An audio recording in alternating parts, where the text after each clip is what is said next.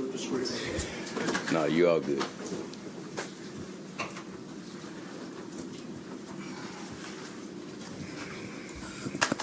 All right.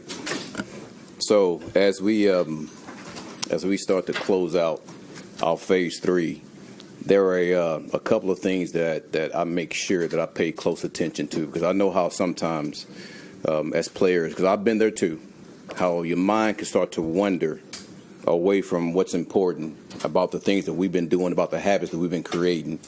So I pay close attention to the competes on how we operate. I pay close attention to the discipline part.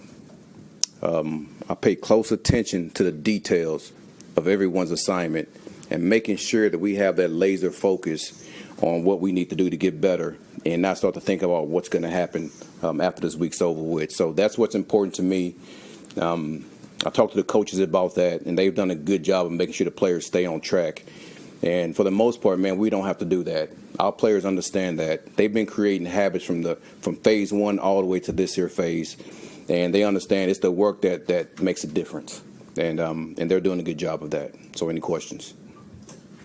Are there differences this week with minicamp versus the OTA practices? Or just We're competing. It's just an extension. We're competing. No matter what.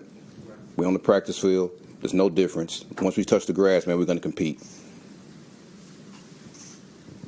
You mentioned some areas to get better at. Just kind of what specifically are some of those areas you feel like the team needs to get improved at? Defensively, man, I want to continue to communicate at a high level, and I think our guys have been doing that. That was the one thing that I pointed out from the beginning. Offensively, just being efficient about the way we go about doing things. Those are the two things I really want to focus on as far as us getting better, and our guys have. When it comes to special teams, just making sure we understand exactly, especially on the punt part, or what that assignment is and how we, these looks that we start to get to make sure we good with those looks. Because to me, that's the most important part, really, special teams when it comes to punt. So I think Banjo's been doing a really good job of that, and our guys really understand that too. There's a number of players around the NFL that are holding out of mini camps. They finally got OTAs and searching a new contract. You have several players on the team who are eligible for those contracts, guys like Sauce, Garrett, Jermaine. They're all here. What does that say? That they could be standing aside and say, pay me and then I'll show up, but they're here and they're committed and they're practicing and taking part in all of it? Well, first off, I can care less about other teams. So I don't know what you're talking about with other guys not holding out. But our guys are coming to compete, and that's who they are. And listen, I don't take that lightly either. So I'm appreciative, but I know how they're built too. So those guys come to work. Is everyone here on the roster? You tell me. I mean, it looked like everyone's here. There you go. What's the timeline for Jermaine? Will he be ready for training camp? I would say that he'll be close. He'll be close. I wouldn't be surprised if he's on PUP, but he'll be ready for the season. What stood out to you when you watching Jermaine that's on film just from the last few years and just the potential you see in him? There's things that stand out going back to college, what I saw him, and even at the Senior Bowl when I had a chance to coach him then. He's a hard-nosed, physical, violent player that's very athletic, that has the ability to win off the edge and make plays on the quarterback. Listen, you don't get a lot of guys that have the athleticism as he does, but still be strong and powerful to be able to hold up against the run. So I'm excited to see that player get out there in training camp and going into the first game. So he's going to be a huge part of what we're doing. He knows that. But again, he understands what he got to get better at too, though. How would you assess where Justin Fields at, not just learning the playbook, but also reading defenses? Listen, he's improving every day. I thought today was a really good day for him when we had to move the ball period, of him continuously getting the ball down the field. But not that. To me, the best play through that whole series was the fact that he rolled out. You guys might have seen it. And wasn't anybody open. He just threw it away. So no negative plays. We kept getting positive plays, and he actually got us down that kick field goal, which is good. With the installs on offense and defense, how much do you put in now? How much do you save for training camp, and how did you decide how to go about that? Listen, we try to load the players up. And, listen, I know it was tough on those guys as far as learning everything that we were doing. But my philosophy is, man, let's give them as much as we can right now. And once we come to training camp, they've heard it already. So they're familiar with it. And then they can go back to what they did doing these OTAs and minicamp and be able to say, listen, man, we done this. All right, so let's keep moving. And they've done a good job of that.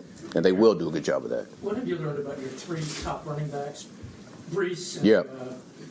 Isaiah, and Jalen? The first thing, they're big physical men. And listen, even though this is not a physical camp, you just see the way they run. All of them have low pad level. Brees and Braylon, man, they can really, really run. I'm not just talking about just as a runner, but as far as speed down the field. You see that with them. And I'm excited about all three of those guys. I really am. I don't know if there's three backs in this league that has the potential like these three. I mean, maybe it is, but I know I'm just focusing on what we have, and I'm excited about the guys that we have here. How's Member doing? Member's doing outstanding. He's working his butt off. He's learning every day, too.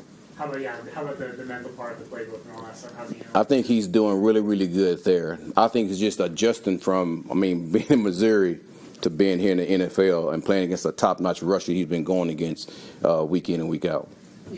Aaron, you hear the word culture thrown around a lot in sports. Yeah. In your experiences as a player and a coach, how much could culture impact wins and losses? And if you also don't mind, maybe giving an example from your experience, like in a way it helps positively, and Yeah. in a way culture was a negative. Well, here's the first thing when you talk about culture, and obviously here's the negative part of it, because I think sometimes people think culture is about a coach sitting up in front of a group of men and giving some rah-rah speech. And the negative part of that is players can have deadhead when you continue these rah-rah speeches. And they've heard that before since they were in Pee Wee football, these speeches. So that's not culture to me. Culture is all about people. So you bring the right people in the building, that determines what kind of culture you're going to have. Now, listen, I give the guys before we got here credit, because, listen, we don't have any just bad guys. I think we have a bunch of good guys on this team. So I give those guys a lot of credit for the guys they have here. So now our job is to make sure we steer them in the right direction, the way that we want to play football, the way that we want to operate, the way that we want this building to be. And to me, that's what culture is. And the players know that, and they've seen the different type of guys that we brought in.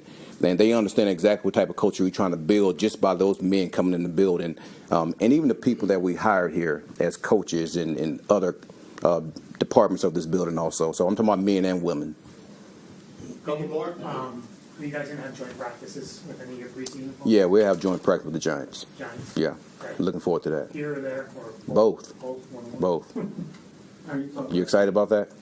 Yeah, that's a good trip. He's running for his beautiful in August. You talked last week about your conversation with Jeremy Ruckert and trying to, bring more out of him. Yeah. What is it you want to get out of him that you think hasn't been tapped yet? Here's the one thing I think that stands out about Ruck is, man, you love like the physical traits that he have, and his ability to be able to understand how to sustain blocks, like where his arm should be placed, how should he create leverage with who he is, because he is pretty tall, and being able to stay low and be able to get under people. Because he is a tough guy. He is violent. Now it's just understanding the little techniques of actually how to use all that and be able to finish on guys. So, again, I'm excited about that player. He still has a ways to go, but he is getting better. Aaron, what are your early impressions of your defense? They are fast. They are really fast. I would say this, and we don't have to coach this, and this is a really good thing, but we continue to stress it, is being able to pursue. We have men on that defense that understands that, and when you watch practice, you see it, and it is freaking just whoof, the guys are going. So now you have to tie that in to being a really good tackling team. You have to tie that in and to make sure you have takeaways. So once you have pursuit, tackle, and takeaways, that's the essence of playing defensive football. And the thing is, we got to make sure those other two traits that we're trying to build, that we do a good job of those. Thanks, everybody. All right.